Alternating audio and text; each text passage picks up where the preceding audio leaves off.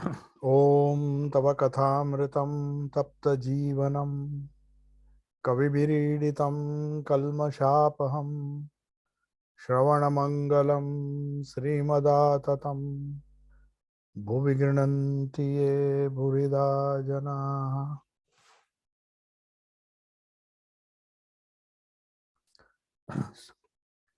So we were discussing the conversation that took place on 28th November 1883 in Kamal Kutir, which was also known as Lily Cottage of Keshav Chandra Sen. And Sri Ramakrishna had gone there because he had heard that Keshav Chandra Sen was ill. His health was very bad. So he loved Keshav very much. Keshav was also very devoted to Sri Ramakrishna. So the conversation was going on. We discussed a few things the conversations which took place earlier. Now he is telling something which is very significant. The topic of today's discussion is, we discussed that also, but I'll just recapitulate what we discussed last time, that the form of God depends on the worshipper, the Tri Gunatita devotee. That is the heading. First, it depends on the quality of the worshipper. That is, whether he is sattvic, rajasic, tamasic, or if he is a Tri Gunatita, means one who is beyond all the three gunas.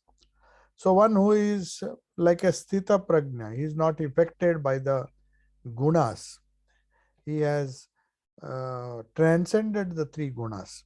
So Trigunatita means one who has transcended the gunas. So Sri Ramakrishna is saying one's idea of God varies according to one's nature.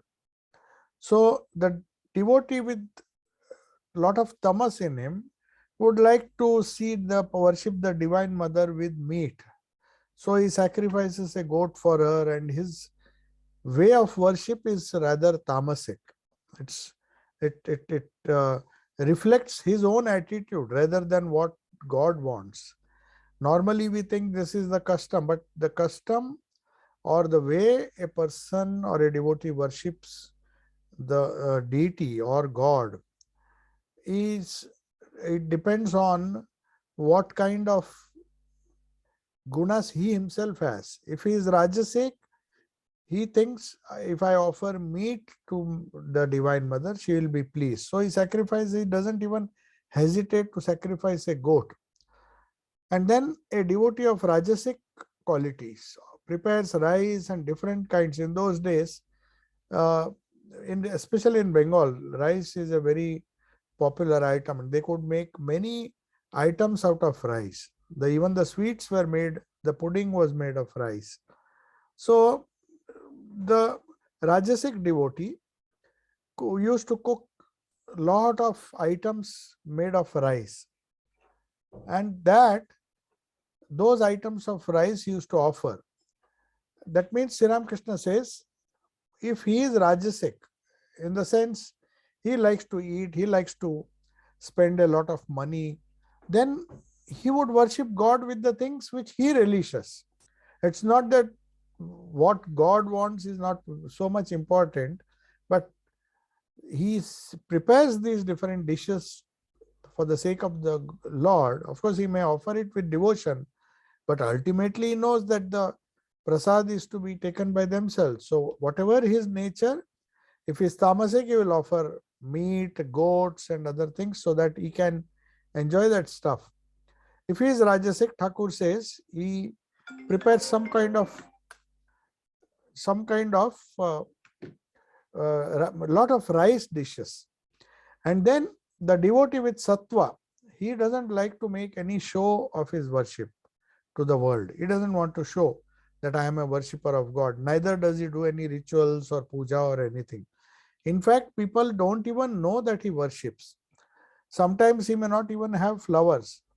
So he says, in the absence of flowers, even if he worships with a few bilva leaves and the water of the Ganges, still God accepts his worship because he is a sattvic worshipper. He just offers a handful of puffed rice or sweet sugar cakes, some small sugar candy or something like that. That is what all his offering is about. And then he sometimes may offer a little rice with milk pudding, which is known as payas. So Sri Ramakrishna is pointing out that depending on one's qualities, depending on the type of gunas a person has, whether he has sattva, rajas, tamas, his worship changes accordingly. So then he says there are some devotees who are trigunatita, means who have transcended all the three gunas. Such devotees are rare, but there are a class of devotees who belong to that, who are trigunatita, and their nature is like children. Now this is very significant. Sri Ramakrishna has mentioned this. A person, how do you know? One of the characteristics of a Brahmagyani, or a person who is approaching or tending towards Brahmagyana, who has done a lot of sadhana, is his childlike simplicity. So we often hear the biblical quotation, the big biblical quote, that ye cannot enter the kingdom of heaven unless you become a small child, unless you are like children. So it is this childlike quality which comes naturally to a Trigunatita devotee who has transcended even the sattva. A sattvic devotee at least has some kind of, apparently his ego is still there. Maybe it's a sattvic ego, but that ego still matters a lot. But only when he transcends the three qualities, he becomes Trigunatita, he really becomes, his nature becomes like a child. Childlike nature is synonymous with a egoless person. A child apparently doesn't have any ego. Even if it quarrels with somebody, within few minutes, he makes friends with his enemies. Or he doesn't have enemies at all, because he doesn't take the world so seriously as grown-up people do. So they retain, the saints retain this childlike attitude after they become Trigunatita. So that is one sign of how reaching the state of Trigunatita, one who becomes three guna. Guna means these gunas, sattva, rajas and tamas. Three means three. Three guna tita. Atita. Atita means beyond the three gunas. So their worship, such people who are Trigunatita, still they worship. Their worship consists of purely repeating God's name or chanting his name. Yes, the name of God alone and nothing else. So that's why it is said that japa, the repeating of the holy name, is done only by the highly sattvic people. They don't feel the need for any ritualistic worship, or they don't even have a tendency to offer very costly things. The more elaborate a puja, the more the items of worship, you will see either rajas is involved, and if it is still grand and a lot of meat and other things are there, then that person is tamasic. He's tamasic, he wants to worship his God in his way. So there is tamasic worship, there is rajasic worship, again, which is full of so many items. So that is why you see most of our pujas, they'll say, oh, you have to offer this, you have to offer that, 5 types of vegetables, 5 types of grains, and it's just a man created. God doesn't seek all these things. Everybody knows that, but still maybe he offers these things so that he gets to eat those things later as prasad. So but a sattvic devotee doesn't bother about that. He just gives a token offering, like Ganga water, or maybe some bay leaves, whatever is available, or a few flowers, and just finishes his puja with minimum rituals. But a Trigunatita devotee, who is beyond even Sattva Guna, takes the name of the Lord alone. So that's what we discussed. Now, the next topic is that Sri Ramakrishna is continuing his conversation, but the topic changes now. Conversation with Keshav. Treatment of the Atman in the Lord's hospital. So that is the title M has given. So Sri Ramakrishna is in a very jovial mood, and he laughingly says to Keshav, he says, "Do you know why you are ill? There is a reason for it. The intense devotional feeling within you has disturbed your body. When one is emotionally surcharged, one doesn't understand what happens. Much later, you will see that it has wreaked havoc on the body. I have noticed that when a big steamer is sailing in the Ganges, one is not aware of it. But when after a while one sees the waves of water are splashing against the bank, then we see it causes a great commotion.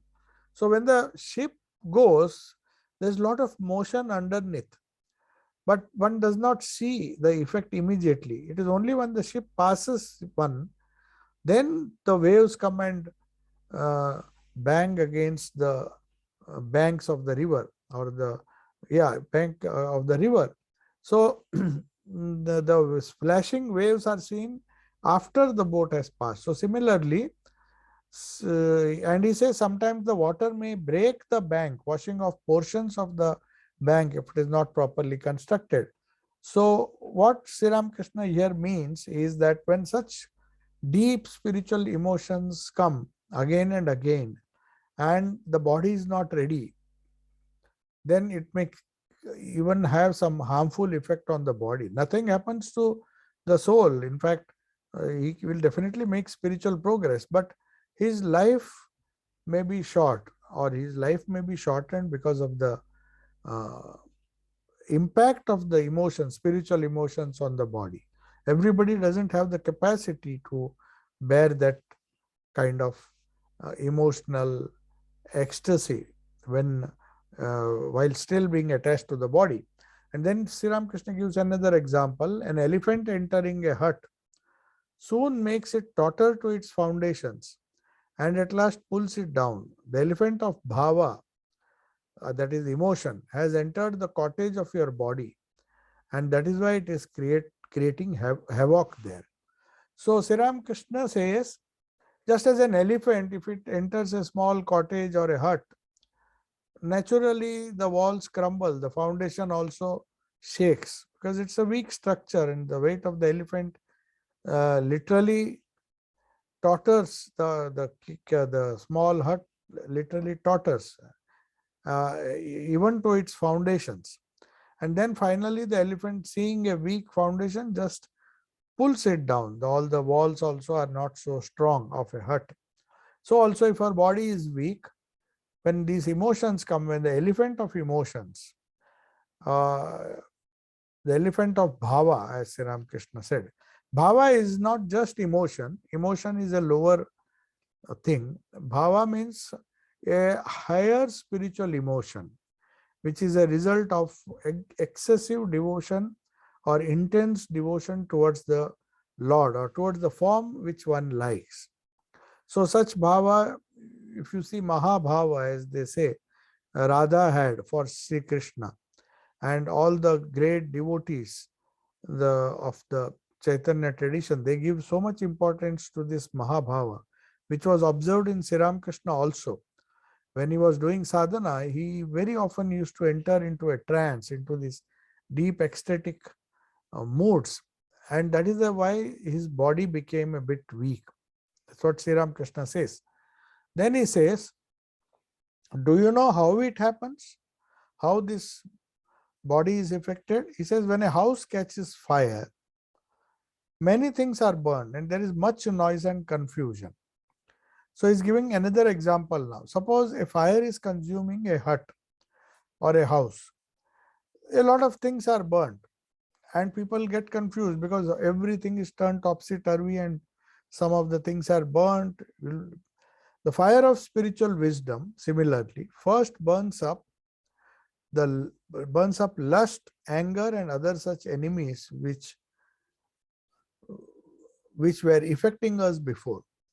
So all the harmful things, it is burnt first. The kleshas are burnt first. What we discussed, that avidya gives rise to asmita, that is egoism, and then egoism gives rise to raga, dvesha, and abhinivesha. So the first thing to be burnt is the last, the weakest link. So first the emotions, lust, anger, and all such other enemies, pride, arrogance, and all those things goes away. Later, it also destroys the second level.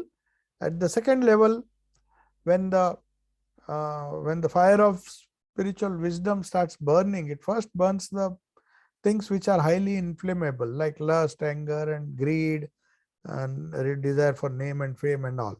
Later on, that little subtle I, ego which is there, that also sense of I-ness is removed. That fire burns that I-ness also. Lastly, it brings about a great turmoil in the body. So as a result of all these happenings, the burning away of all the old karma, burning away of all the old samskaras, the burning away of all the inherent tendencies which are known as samskaras, like raga, dvesha, and all those things. As a result of that spiritual fire, it has some impact on the body. That's why Swamiji says you have to be very strong.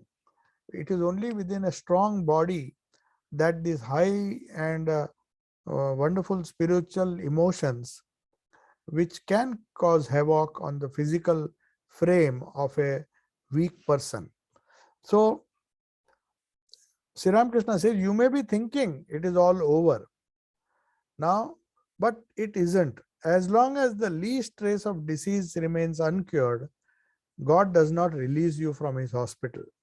So what Sri Ramakrishna is saying, that no matter this fire will burn so many things, so many qualities, you will be transformed. Certain good things will happen in your life, but still the impact of that fire will be felt on the body. And till the least trace of faults are there in you, God will continue to imprison you in his hospital.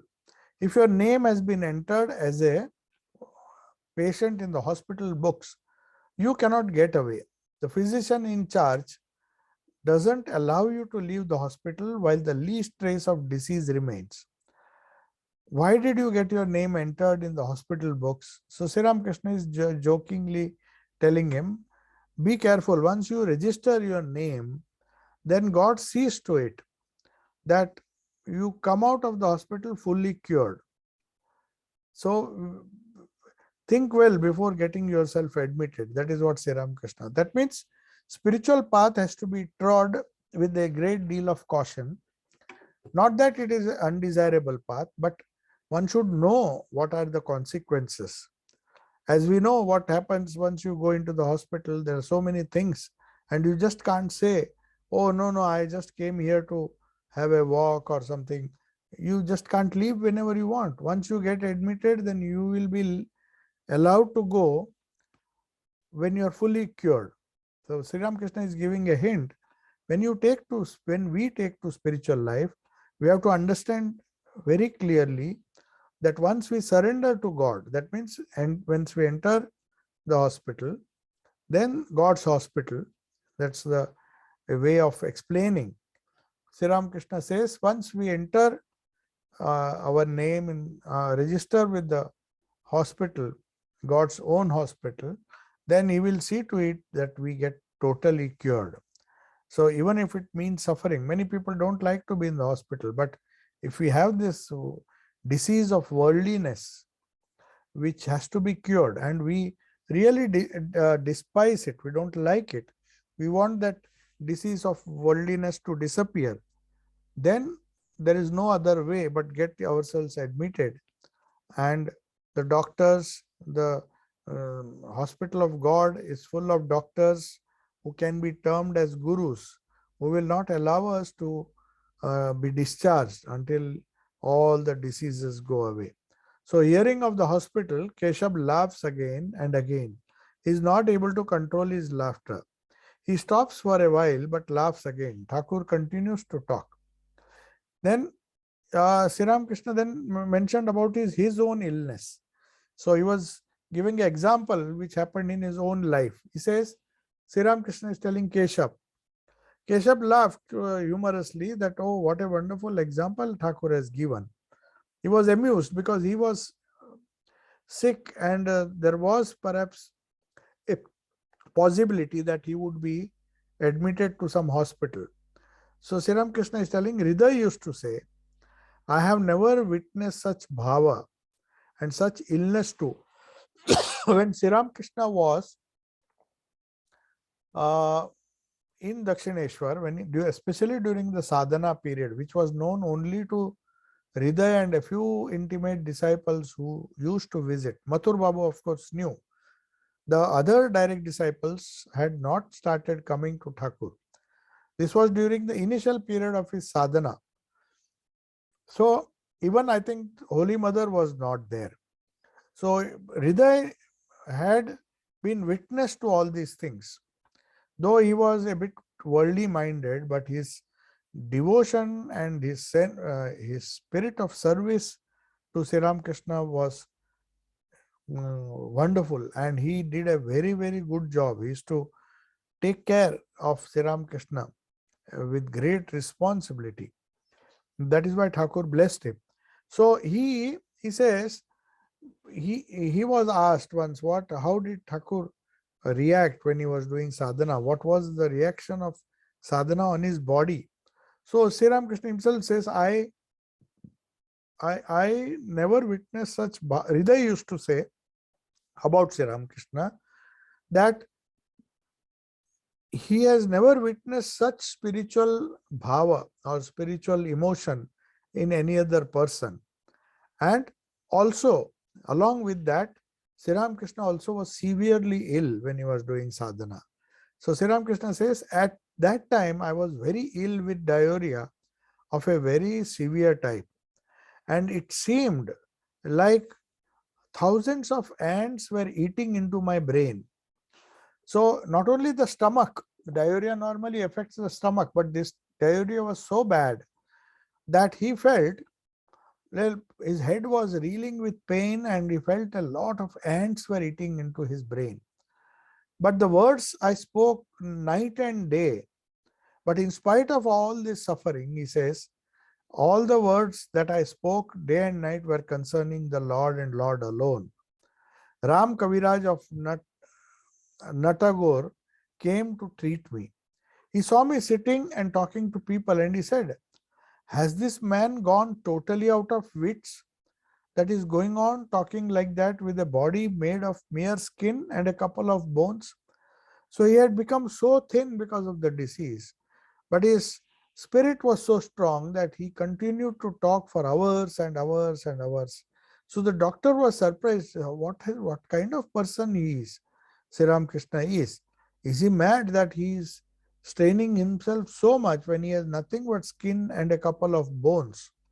That is the state of his body, Sri Ramakrishna's body, when he was doing sadhana. Then he tells Keshav, everything is ordained by her will, the Divine Mother's will.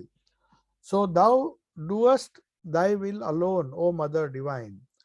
Sakali tomar ichha. Thou doest thy will alone, O Mother Divine, O Tara. Tara means the name of a mother. Thou art free to will. It is your will which is free, and you, whatever you will happen. Thou doest thine own work, Mother, but foolishly man takes all the credit to himself, saying it is I who have done it.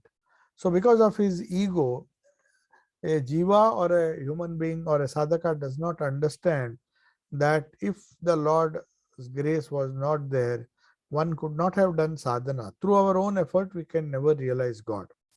So it says, I have done this, I have done that, and he takes great credit for many things that he does. When he is very successful, he doesn't like to attribute that success to the Lord.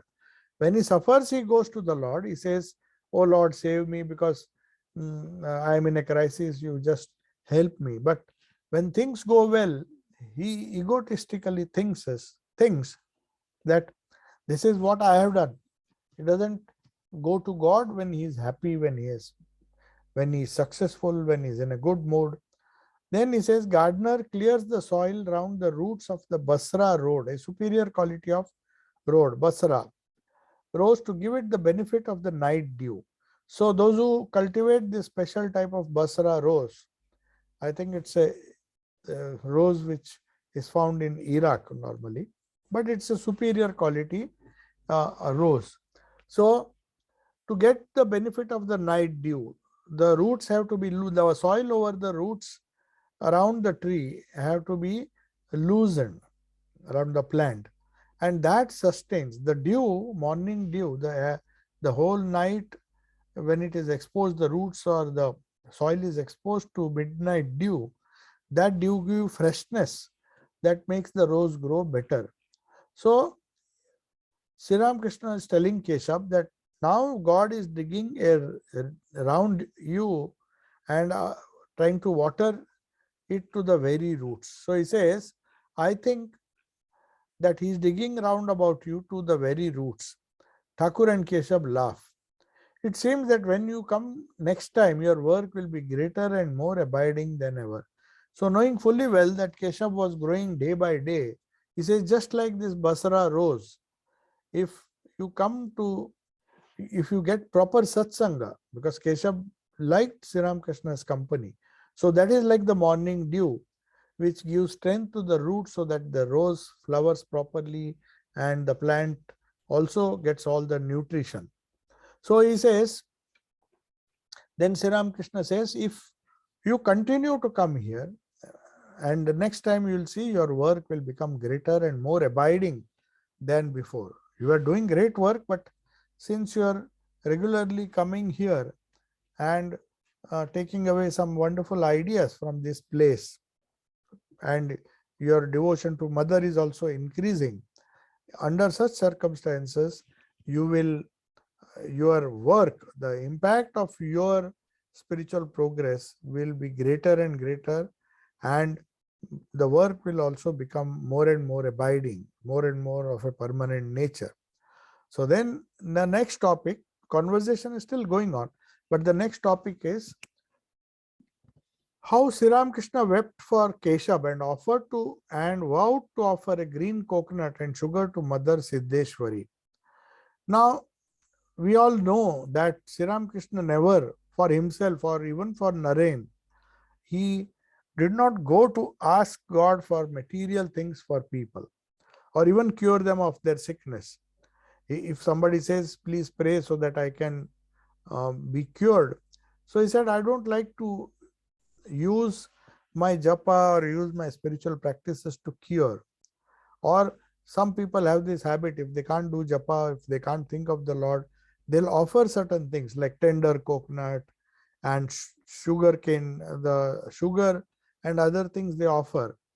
And that custom or that system was created by the priest. So with the simple ingredients, you could still worship provided you have taken a vow. So Sri Ramakrishna himself, who never believed in these things or never practiced these things, and he would not offer anything to mother for his own welfare. When he was sick also, he never did it. But somehow he had so much affection for Keshav. So he said, whenever I hear that you are ill, my heart is sorely troubled. The last time you were unwell, I wept during the last part of the night and prayed, O mother, if something untoward happens towards to Keshav, with whom shall I talk? Then I went to Calcutta and presented offerings of green coconut and sugar to Mother Siddheshwari. I prayed to the mother for your welfare. So, and then everyone looks with wonder and amazement on Thakur's unspeakable love and anxiety for Keshav. Otherwise, which guru will go and pray for the disciples' welfare? Keshav Sen was like some kind of disciple of Sri Ramakrishna. Though he was a great leader, he considered himself as a humble disciple or a humble follower of Sri Ramakrishna. And Sri Ramakrishna is so much concerned about his health. He not only offers fruits, but then he coconut and sugar to the Divine Mother, but also prays for his welfare. He said, how much I have prayed to Mother for your welfare. Now Sri Ramakrishna says, this time, however, I have not felt it so much. I must tell you the truth. So he says, earlier I have felt like praying for you and even prayed for you. But he was so straightforward that he's telling, but this time I don't feel like praying for you. I was a little worried for a day or two when your latest illness was, I was informed about your latest illness, but that was it. After that, I mean, I came back to normal. That means Sri Ramakrishna is admitting, or rather telling Keshav, that this time around, I don't know, I am telling you the truth, I don't feel so much. So the venerable mother of Keshav comes to the eastern door by which Keshav had entered the drawing room.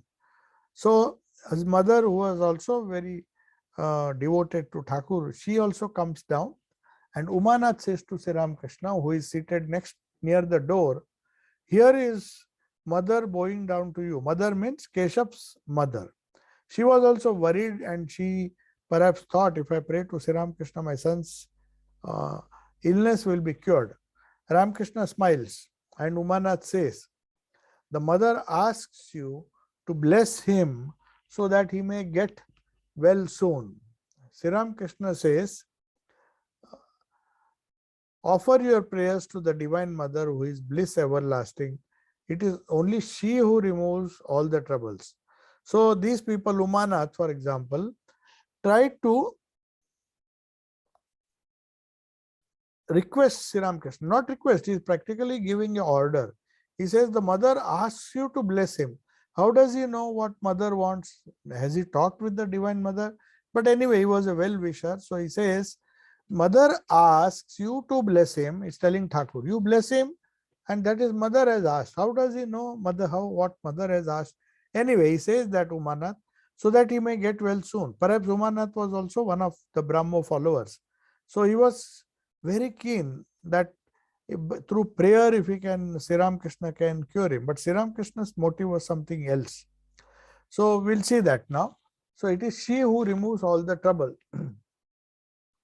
Then Sri Ramakrishna immediately replies, why should you come to me? Offer your place directly to the Divine Mother who is bliss everlasting.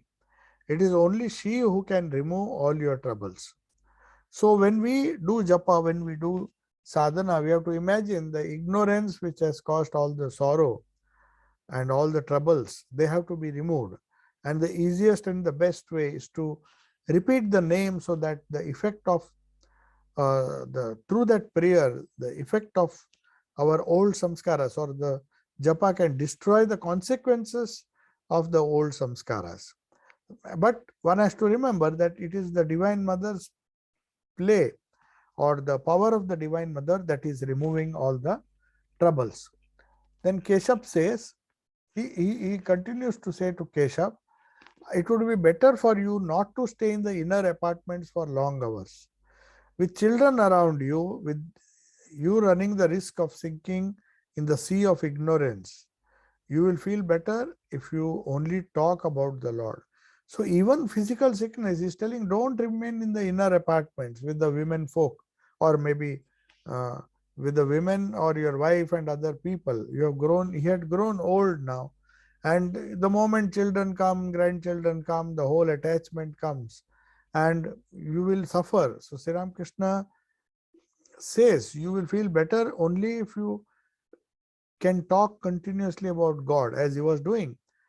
So having spoken so solemnly, Sri Ramakrishna laughs like a child. He says to Keshav, here, let me examine your hand. He feels the weight of Keshav's hand like boys do. At last he says, no, your hand is light enough. That is one sign of spirituality. It is only the hands of those who think evil and do evil are not light. They're perhaps a little heavy. Sri Ramakrishna was a great reader of, he could read the body and the condition of the body and say whether a person is spiritual or not. That's why he used to weigh the hands and do so many things. Sometimes he used to check the eyes. We do not know how intuitively Sri Ramakrishna would come to these conclusions, but the conclusions he came to, which he discussed or which he told people or the devotees, the respective devotees, they found that it came true. It was not just empty guesswork that Sri Ramakrishna did. It was a conviction which he got after becoming one with the Divine Mother, or one with attaining to that Sthita Prajna Lakshana about which we were discussing. The ideal Sthita Prajna, the one who maintains his equanimity of mind under opposite conditions. So that's what we were discussing. So only people, so he takes Keshav's hand and weighs it and says, no, your hand is light enough. It is only the hands of those who think evil and do evil are not. So Sri Ramakrishna then doesn't bother, and then he says, your hands are light enough. They may not be very, very light, otherwise he would have said that you are full of bhakti, or full of light, or full of knowledge. But he says, then he adds that if only the hands of those who think evil and do evil, they are heavy, rather heavy. So that's Sri Ramakrishna's unique way of judging people, or trying to find out the characteristics of certain people, and then according to that he would advise what he has to do. Some people have that spirituality built in, then they perhaps don't need that much of sadhana. So Sri Ramakrishna was closely observing everybody, and he's observing Keshav and says that you don't worry, your hands are light. Umanath again addresses Sri Ramakrishna from the door. Mother requests you to bless Keshav. Again he is insisting, and perhaps these people have thought, or these disciples, Umanath and others, that if he requests Sri Ramakrishna, and he is telling in a very strange way, how did he know? In what way mother told him? He says, mother says, request you to bless Keshav. So this person, Umanath, who claims to have heard mother saying, requesting him to bless Keshav. Mother, him means Sri Ramakrishna to bless Keshav. So then Thakur says very gravely, so Sri Ramakrishna immediately replies to him.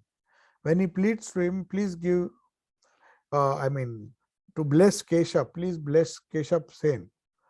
He might have said it, perhaps he might have had a vision also, or he might have said it because he loved Keshav so much. But then Sri Ramakrishna says, what power do I have? It is Divine Mother alone who can bless. Thou doest thine work, mother, O foolish man. But the foolish man takes all the credit to himself, saying, it is I who have done it. But he doesn't realize that these things which appear to be very easy, or the giving of grace and promising somebody, because when people go to holy men, they expect that, please shower your grace, knowing. But Sri Ramakrishna, though he was an avatar, he says, I don't have any power. You might be worshipping me, but I don't have any power. But if mother wishes, she can bless, and she does her own work. We don't have to do any work for her. She gets her own work done. But foolishly man says, after doing some effort, he thinks that I have done it. That is what Sri Ramakrishna is saying. And then he gives two wonderful examples which is often quoted by many people. So Sri Ramakrishna asks a wonderful question. It is, when does God laugh? So it is on two different occasions that the Lord smiles or laughs. One is when two brothers divide a field between themselves, and then they measure it with a rope and say, this side is mine and that side is yours. Then the Lord laughs, thinking the whole universe is mine, and these fellows, they take a little part of it and say it is mine, this side is mine, that side is yours. So how do they have this? Who do they think they are? So then he says, the Lord laughs a second time. Do you know when? When the son is suffering from a serious disease and his mother is weeping, and then a physician comes, very arrogant physician. He says, fear not, mother, I shall cure him. The physician doesn't know that nobody has the power to save. When the Lord slays, when the Lord wants to destroy, then no doctors can claim to have powers to cure a patient, however mild his sickness may be. So everybody is now taking a serious view of what Sri Ramakrishna has been talking. Just at this moment, Keshav begins to cough. He coughs for a very long time. It doesn't stop. Everybody feels sad hearing him coughing. After a long while, the cough stops for a while. Keshav is not able to stay in the room any longer. He prostrates himself to the ground, saluting the ground by touching his head at Sri Ramakrishna's feet. And then he says, great difficulty holding on to the wall, he slowly goes back to his own room, which was very near the drawing room. So he goes back to his room by the same door through which he came out. Now, the next is Brahmo Samaj and Vedic gods. Only a man of mean intelligence wants to be a guru. So, Amrita, Keshav's elder son, and Dayanand Saraswati. So, Sri Ramakrishna will depart after taking some sweetmeats from Keshav's house. Keshav's elder son has come and he sits by his side. So, Amrita says, this is Keshav's eldest son. So, but Amrita was another devotee, Amrutlal Sarkar, I think, most probably, but I don't know. It is just Amrita is mentioned here. So, Amrita says, this is Keshav Chandra Sen's elder son. Please bless him by placing your hand on his head. So, people had a lot of faith in the blessings of great people, especially people like Sri Ramakrishna. So, with all faith, Amrita thought, please bless Keshav's son also. You just now blessed Keshav Chandra just now, but why don't you bless his son, Keshav's eldest son also? Then Sri Ramakrishna doesn't do it for some strange reason. It's not given to me to bless. Sri Ramakrishna says with a smile as he gently strokes the boy's body. That's all he does. The eldest son of Keshav Chandra Sen, he just says, who am I to give him some kind of protection? So he just leaves it at that. Amrita smiling, well, then you may stroke his body. So all laugh. He said, that way, if you want to transmit some kind of spiritual power into him and you want to bless it that way, let you do it that way. You may stroke his body also. But Amrita had that faith that when Sri Ramakrishna has touched the eldest son of Keshav Sen, he will, for whatever purpose, but he will definitely get some kind of benefit, spiritual benefit.